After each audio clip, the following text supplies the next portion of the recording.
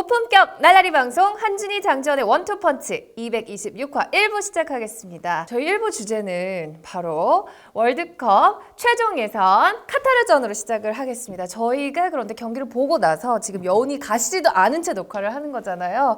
그래서 할 말이 참 많을 것 같습니다. 네. 진짜 여운이 가시지 않았어요. 지금 30분 지났나요? 네. 지금 네. TV에서는 이란 대 우즈벡전 하고 있어요. 우즈베키스탄 경기를 지금 하고 있는데 봐야 되는데.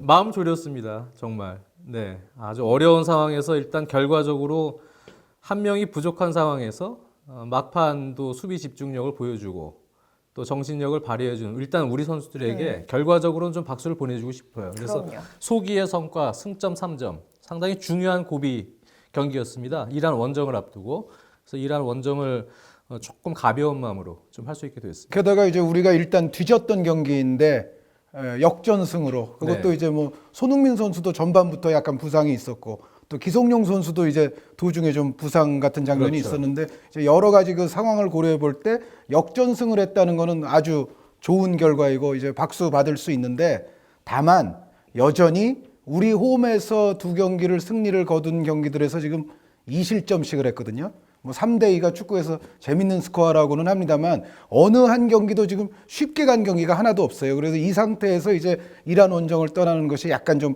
걸리기는 하는 그런 경기가 됐습니다. 네. 저희가 처음부터 한번 그럼 차근차근 스텝 바이 스텝 리뷰를 해볼게요. 일단 선발 명단을 보고 어떤 생각이 드셨는지 좀 궁금해요. 무엇을 노렸을까요, 슈틸리케 감독이? 일단은 가장 이제 특기할 만한 대목이 여전히 이제 장현수 선수가 라이트백으로 나왔다는 대목인데 저는 그거는 아마 이런 이유 때문인 것 같아요. 기본적으로 이번에는 슈틸리케 감독이 전문 윙백들로서 그래도 측면 수비를 할 생각이 있었을 겁니다. 그런데 이용 선수가 이제 중간에 이제 이탈이 됐고 여기에 이제 오재석 선수가 첫 경기는 지금 뛸 수 없는 징계 상황이 됐거든요. 이제 그러다 보니까는 아마 장현수 선수가 이제 다시 등장했다는 생각이 들고 그리고 이제 지동원 선수가 최근 분데스리가에서 이 측면으로부터 좁혀 들어오면서 아주 멋진 골을 넣었어요. 뭔가 이제 그런 장면을 또 연상하면서 지난번 또 예선전 때 보면은 지동원 선수가 발기술이나 역시 부드러움 같은 건 보여줬거든요. 이제 그런 차원에서 또 지동원 선수를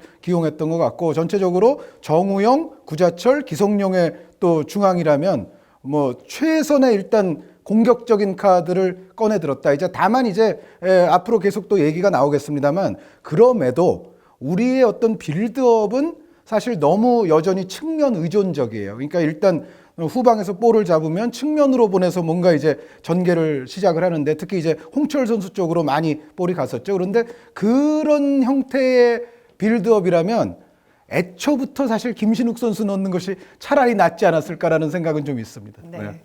자, 우리가 사실 꽤 이른 시간에 기선을 제압을 했습니다. 그렇죠. 기성용 선수가 선취골을 네. 넣으면서 분위기가 굉장히 좋았다가 바로 또 이제 PK 실점을 또 허용을 했어요. 그렇습니다. 일단 카타르가 3-4-3 전형, 이제 수비로 내려섰을 땐 5-4-1과 같은 전형으로 수비 숫자를 좀 많이 두고 경기 운영을 했어요. 그래서 시작은 카타르가 상당히 조심스럽게 수비 쪽에서 지역 방어 형태의 운영을 했기 때문에 역시 3백은 측면을 뚫어야 됩니다. 그 상황에서 손흥민 선수가 특히 왼쪽 사이드에서 아주 침착하게 돌아나가는 선수들을 향해서 공간을 만들어주는 그런 패스들이 잘 구사가 됐죠. 그러면서 사실 왼쪽이 풀리면서 비교적 순조롭게 어떻게 보면 진행이 되는 흐름이었습니다만 결국은 이제 우리가 항상 뭐 올림픽 대표팀도 그렇고 성인 대표팀도 그렇습니다. 실점 이후에 전체적인 밸런스들이 흔들리는 경우가 있는데 이날은 특히 우리가 약간 공격적인 4-1-4-1 전형이었기 때문에 1차 빌드업에서 정우영 선수가 사실은 빌드업을 잘 해주면 수비력과 패싱 능력을 같이 겸비해줘서 거기서 풀어줄 수 있으면 좋은데요.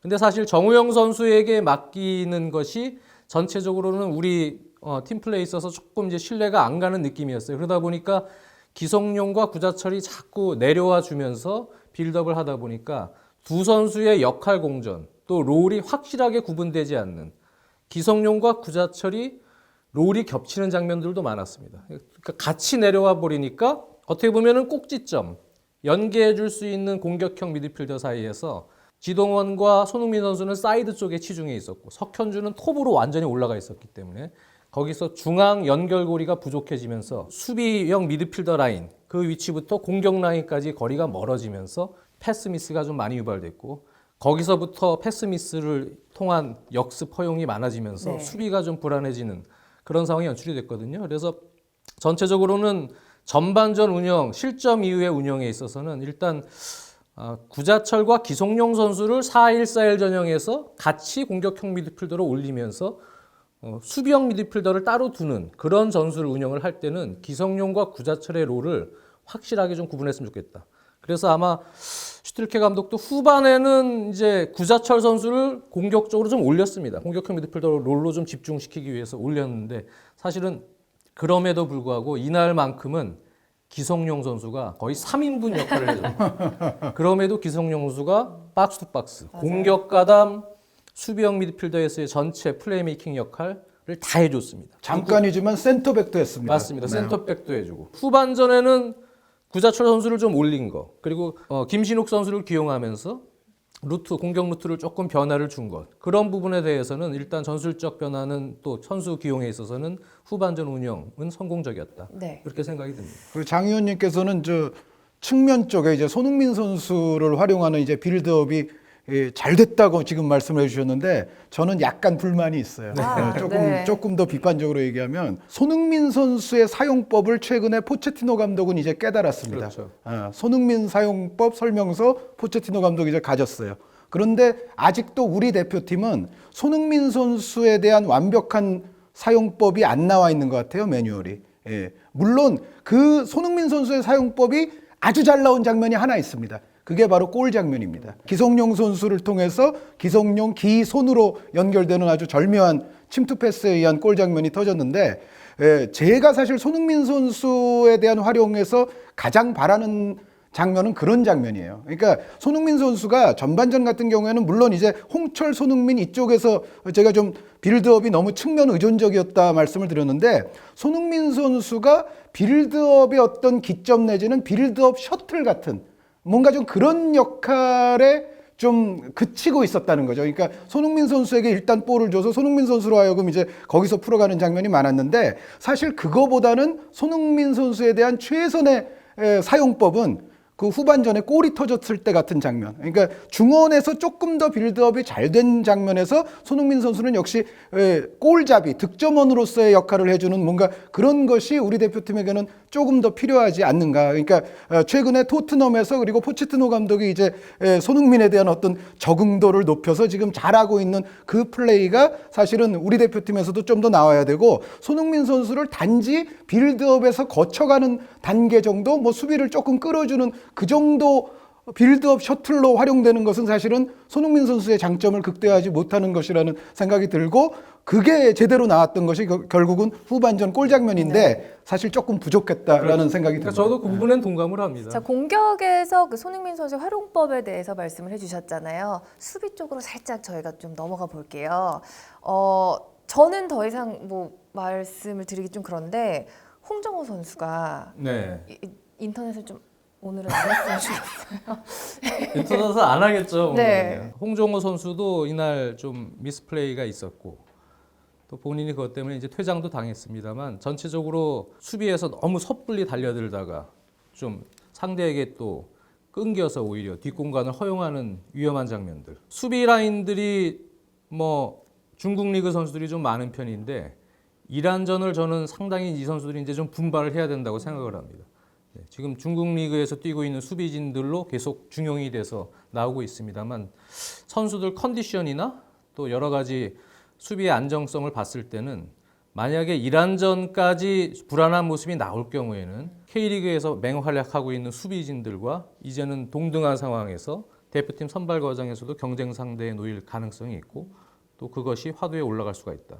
그런 부분에서는 이제 이란전이 남겨져 있기 때문에 우리 수비진들이 좀 분발하는 하나의 또 계기가 됐으면 좋겠습니다. 장 의원님이 지금 실수가 나왔을 적에 뒤쪽이 뚫리니까 이제 뭐 불필요한 반칙도 하게 되고 이제 그런 비슷한 말씀을 해주셨는데 수비를 아주 단편적으로 두 단어로 요약하면은 압박과 커버거든요. 네. 수비는 압박과 커버입니다. 아주 단순하게 얘기하면. 근데 압박을 할 때 커버가 같이 돼야 되는 거죠.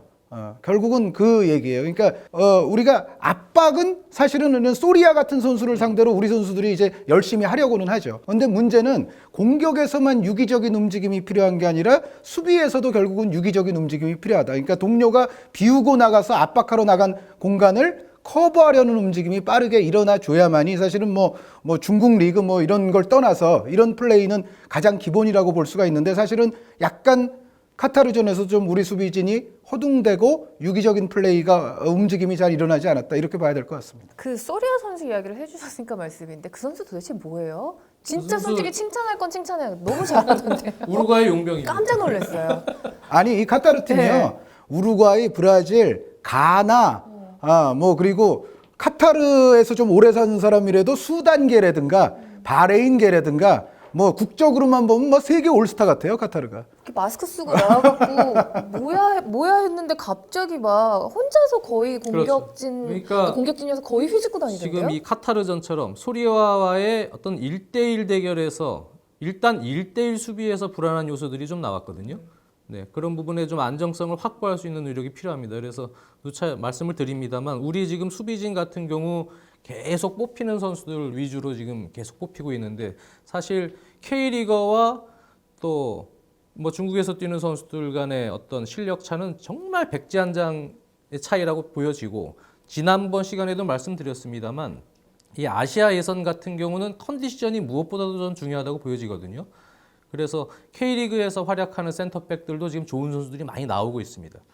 그러니까 이 현재 지금 중용받고 있는 선수들이 더 분발해야 된다고 생각하고 더 집중력 있는 모습을 보여줘야 된다고 생각합니다. 홍정호 선수의 퇴장 장면에서도 결국은 패스미스, 본인이 한 패스미스 때문에 결국 선수를 놓치면서 경고를 추가로 받으면서 퇴장을 당했습니다. 그리고 여러모로 약간 집중력이 떨어진 부분들이 있기 때문에 압박이 좋은 이란을 만났을 때 위험 지역에서의 그런 모습, 어떻게 보면 좀 조심해야 될 이런 이제 상황이라고 좀 생각이 듭니다. 그 장 의원님께서 지금 굉장히 중요한 말씀을 해주셨는데 1대1 말씀을 해주셨잖아요. 그런데 개별적인 선수들의 퀄리티, 개별적인 선수들의 실력만 놓고 보면 카타르보다 이란이 평균적으로는 우위라고 봐야 돼요. 그러니까 물론 세바스찬 소리아 같은 선수는 굉장히 카타르에서 잘하기는 했죠. 그런데 전체적으로 이란은 윙어들 같은 경우에도 카타르의 윙어들보다는 더 능력이 있고, 그리고 실제로 지금 네덜란드 리그에서 활약하는 뭐 자한 바크시라든가 구차네자드 선수의 폼도 괜찮은 상황이고, 그리스 리그에서 활약하는 쇼자에이라든가 안사리파드 선수의 그 리그에서의 폼도 괜찮은 상황이에요. 그래서 전체적으로 대자가 선수 정도만 지금 소속팀이 없기 때문에 사실은 폼이 조금 문제가 있을 수 있고, 나머지 이란의 선수들은 지금 뭐 그리스라든가 러시아라든가 네덜란드라든가 여기서 사실은 나쁘지 않은 폼들이거든요. 그래서 전체적으로는 이란과의 우리 수비수들 간의 1대1은 카타르보다 더 어려울 수도 있다. 이거를 우리가 염두에 둬야 됩니다. 예. 그 허둥대다라는 표현을 또 쓰셨잖아요. 저는 그때가 가장 정점을 찢었던 것 같아요. 그 저희가 실점을 하고 그 1대1 상황에서 또 2대1이 됐고 전반전을 마쳤잖아요. 그 1대1에서 2대1 전반전 끝났을 때 그때 갑자기 우리 선수들이 뭔가 어디에 홀린 것처럼 맥을 못 추리고. 그렇습니다. 그때도 수비수들이 사실은 계속 중용받는 선수들임에도 불구하고 아직까지 허둥댄다는 표현을 썼습니다만 전체적인 조직에서의 어떤 노련미, 또 1대1 상황에서의 순간적인 대처가 조금 미흡한 부분들이 많이 보였다는 얘기예요. 네. 그래서 글쎄요, 이란전은 이제 어떻게 나올지 모르겠습니다. 일단 곽태희 선수 같은 베테랑이 좀 중심을 좀 잘 잡아줄 필요가 저는 있다고 생각이 들고요. 그리고 무엇보다도 또 이란 같은 경우는 세트피스도 강합니다. 그래서 세트피스 수비에 있어서의 어떤 집중력, 또 빌드업에 일단 미드필더부터의 안정성이 확보가 돼야 수비들도 안정감을 갖기 때문에 코칭 스텝은 그 미드필더부터의 어떤 1차 빌드업에서의 안정감을 다시 한번 좀 확보할 수 있는 그런 좀 운영을 좀 해줬으면 좋겠어요. 네, 이란을 상대로는 그런 모습이 조금 안 나왔으면 좋겠어요. 자, 저는 좀 물어보고 싶었던 게 있었어요. 첫 번째가 아무래도 경기 끝나고 나서 화제가 됐던 게 이제 심판에 대한 이야기가 좀 많이 나왔고요. 저는 솔직히 말씀을 드리면 심판이 후반전 한 중반 그 전까지는 그래도 무난히 운영이 됐다고 저는 생각이 들었어요. 그래서 저는 사실 좀 걱정을 했었거든요.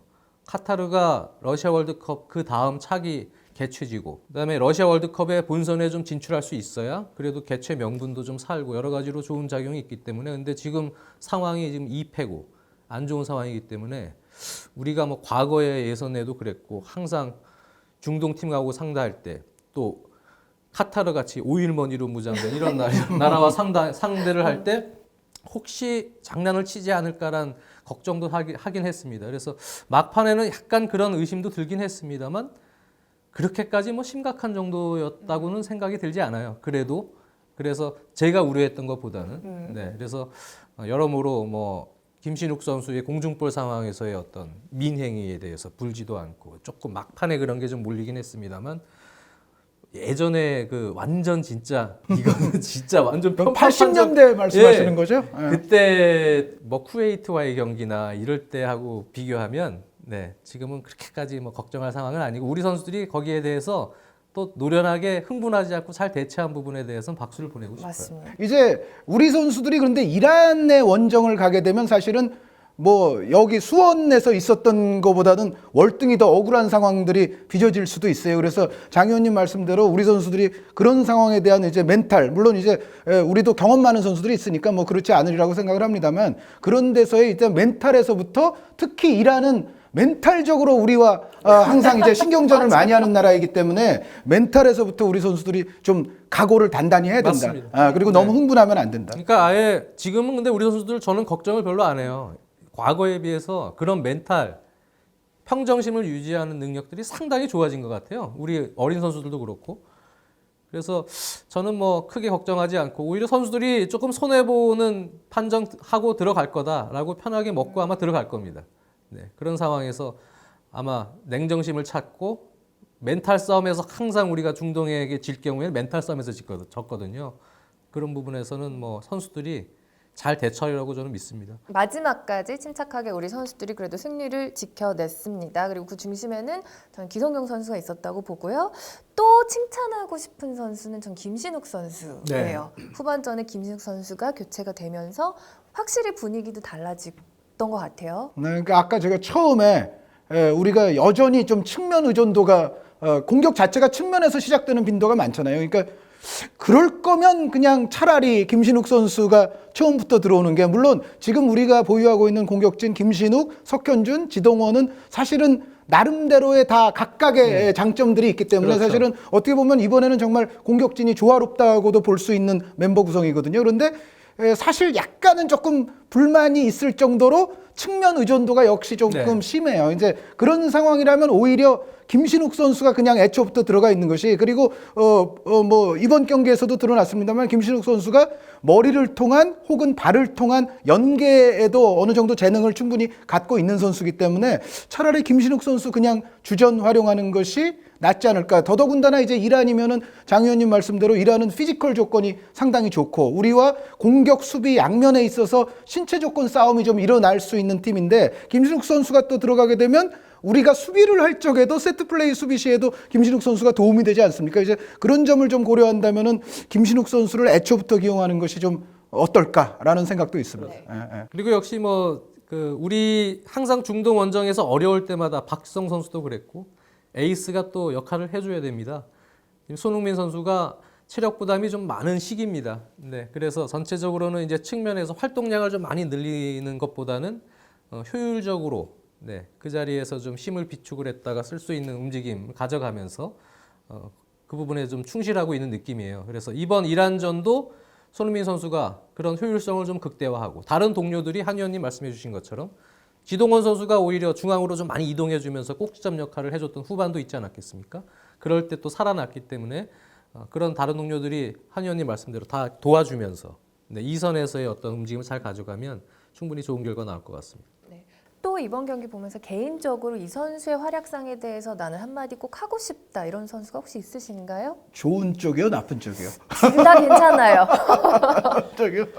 저는 뭐 기성용 선수가 진짜 많이 성장했고, 그리고 이번 경기에 최근에 리그에서 폼과 별개로 정말 대표팀에서 혼신의 힘을 다해줘서 전 기성용 선수에게 엄지손가락을 지금 하나만요? 2개 따봉 진짜 드리고 싶은데 반면에 벤치에 있는 김보경과 이재성 같은 미드필더들 K리그 미드필더들이 지금 폼이 좋기 때문에 저는 그 선수들을 좀 활용을 하고 구자철 선수 앞서도 말씀드렸습니다만 구자철 선수 활용할 경우에는 구자철 선수의 롤을 좀 확실하게 부여해서 기성용 선수와의 공존에서 효율성을 좀 갖출 수 있도록 그렇게 좀 만들었으면 좋겠고요. 네. 그리고 이란은 전체적으로 우즈베키스탄전의 4-2-3-1 전형으로 나오면서 특히 과거에 비하면 압박을 하는 기동력이나 전체적으로 선수들이 뛰는 양 이런 것들이 상당히 활발해졌습니다. 그래서 우리가 이 카타르전에서 나타냈던 위험 지역에서의 어떤 수비 라인부터의 빌드업에서의 미스 또 실수 이런 것들을 최대한 줄일 수 있도록 더 정신 차려서 경기를 좀 잘해줬으면 좋겠습니다. 근데 이란전 선발 멤버까지는 대충 봤는데 이란이 완벽하게 일진으로 우즈베키스탄을 상대한 것 같지가 않아요. 그러니까 약간 한 1.3진? 뭔가 좀 그런 냄새가 나거든요. 그거는 뭔가 하면은 한국과의 네. 자기들 홈 경기 거기에 이제 완벽하게 일진을 쏟아붓겠다. 그러니까 물론 아미리 선수라든가 타레미 선수라든가 이러한 선수들도 최근에 선발로 기용이 되곤 했던 선수들이기는 하지만은 뭐 구차네자드나 자한바크시나 이러한 선수들을 선발부터 아주 풀 활용하지는 않았거든요. 이제 그것은 우리를 염두에 두고 있다는 맞습니다. 생각이 좀 듭니다. 네. 또 그러니까 자국 리그에서 지금 좋은 활약하고 있는 아미리, 타레미 이런 선수들을 지금 측면에 배치를 시키면서 이 선수들이 활동량이 상당히 많더군요. 그리고 기동력이 좋기 때문에 지금 기동력으로 약간 로테이션을 할 가능성이 높아요. 그래서 뭐 아즈문 선수도 그렇고 또 데자가 선수는 최근에 그렇게 좋은 폼은 아니고 부상도 약간 있긴 합니다만 아마 로테이션이 공격 라인 쪽에서 좀 분명히 있을 것이다. 네, 거기서 이제 전방 압박을 좀 강건하게 할 수 있는 힘을 비축해 놓은 상황이다. 그래서 더 한국은 수비 라인의 안정성이 필요하다라는 생각입니다.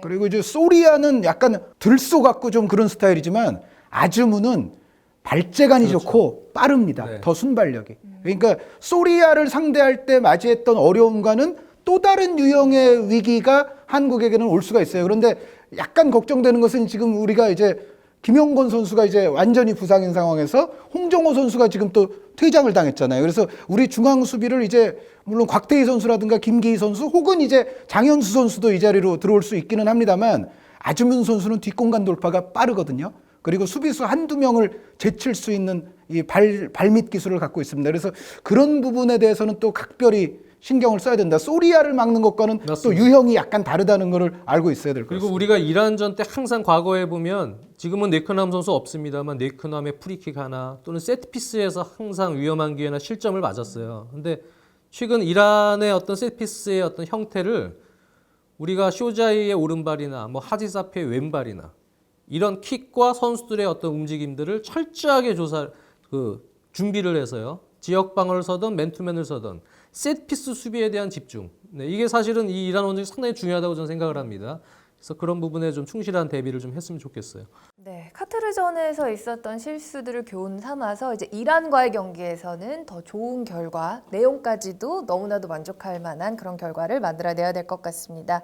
자, 카타르전 우리가 승리를 하면서 대한민국 2승 1무 지금 승점 7점으로 이제 다음에 상대할 이란과 또 조 1위를 두고 다투게 될 것 같습니다. 자, 경기는 10월 11일 화요일이니까요. 여러분들 우리 태극전사들 많이 응원해 주시길 바랍니다. 지금 선수들이 체력적으로 많이 떨어져 있기 때문에 정신력이죠. 우리 선수들이 지금 물론 오늘 이번 경기 조금 이제 좀 실수하고 이런 선수들도 있습니다만 격려가 좀 필요하다고 좀 보여져요. 무조건 선수들 격려해줘서 이란전에 못했던 선수들은 다시 원위치에서 다시 또 잘할 수 있도록 힘을 좀 많이 줬으면 좋겠습니다. 네. 자, 우리 태극전사들에게 응원 많이 보내주시길 바랍니다. 원투펀치도 우리 대한민국 자랑스러운 태극전사들을 응원합니다. 이란전 꼭 좋은 결과 있으리라고 믿습니다. 자, 1부 여기서 마무리하겠고요. 저희는 2부에서 다시 찾아오겠습니다.